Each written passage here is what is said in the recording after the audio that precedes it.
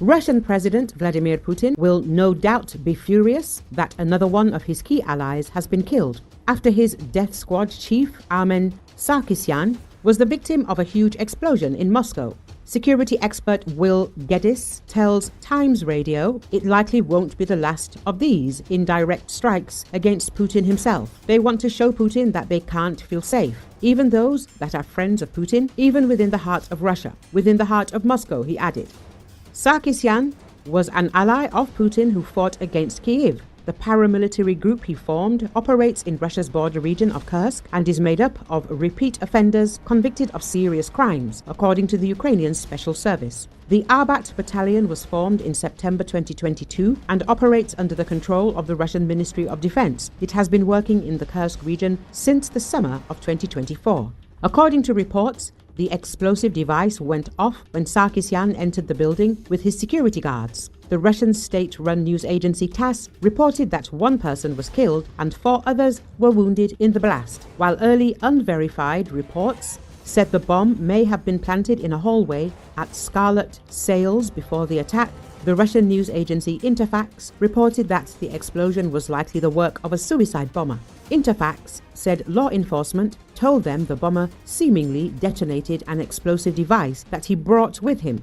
Kommersant cited law enforcement sources as saying surveillance footage allegedly showed an anti-personnel mine exploding near a man who interacted with Sarkisyan in the lobby. Police sources cited by Russian outlets said the bomber is believed to have been an Armenian national who was possibly involved in a power struggle with Sarkisyan. Interfax noted that if any evidence links Ukraine to the incident, the case will then be investigated as a terrorist act. No group has claimed responsibility for the blast, which Russian security services described as a targeted and well-planned assassination. Ukraine has targeted dozens of Russian military officers and Russian-installed officials whom Kyiv has accused of committing war crimes in the country. Little is known, however, about the clandestine Ukrainian resistance cells involved in assassinations and attacks on military infrastructure in Russia and Russian-controlled areas.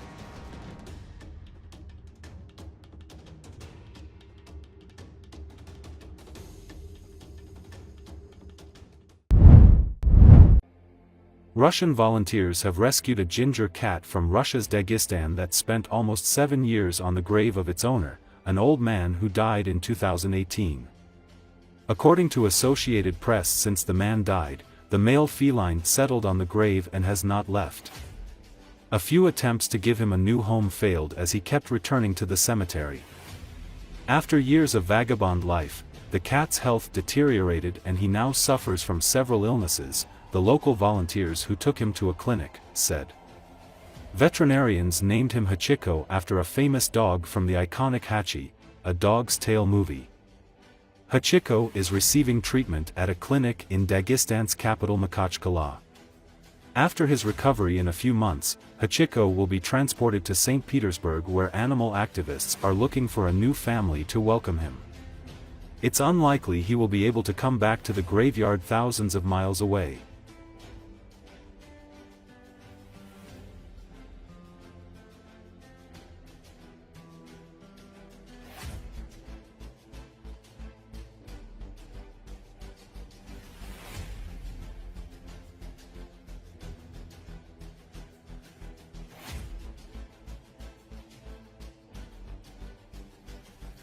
Голодный как. Такой голодный он был. Вот вторую пачку съедает. Сухой корм он не может есть. Но он его берет, несколько штук может покушать. Он не может жевать, а глотает сухой корм. Мягкий корм я ему кладу, мягкий. Решек. Ему хорошо. Почему тоже нет у него? В общем, кровь взяли у него вот.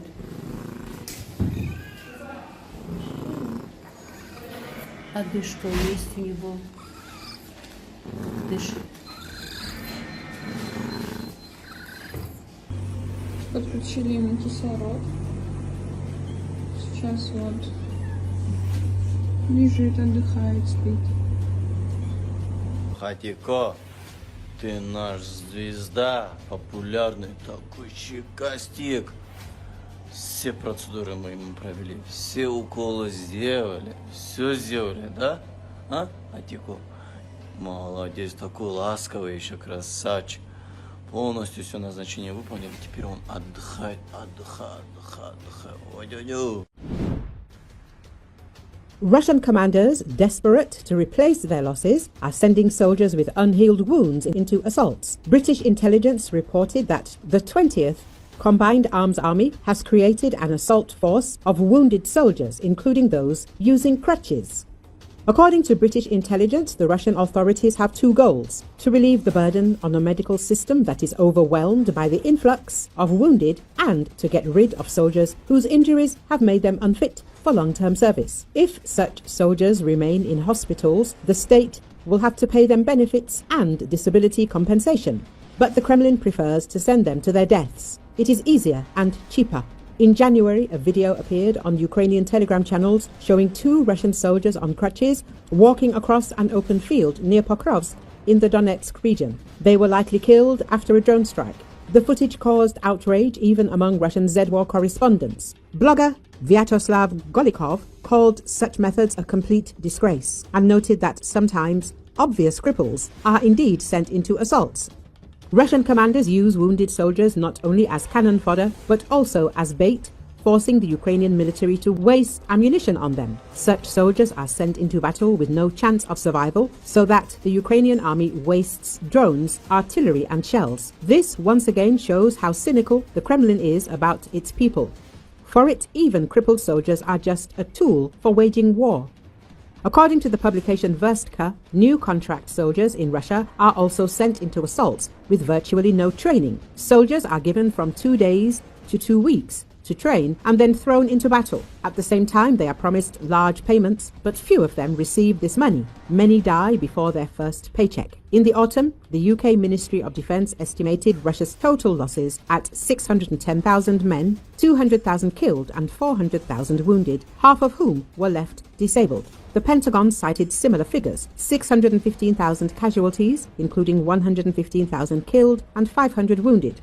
In the face of such colossal losses, the Kremlin is forced to send to the front even those who are no longer capable of fighting. The Russian authorities continue to hide the real scale of what is happening. Propaganda will not tell that the state deliberately sends wounded soldiers to their deaths in order to avoid payments and social responsibility. The Kremlin treats its soldiers as expendable material, not as people.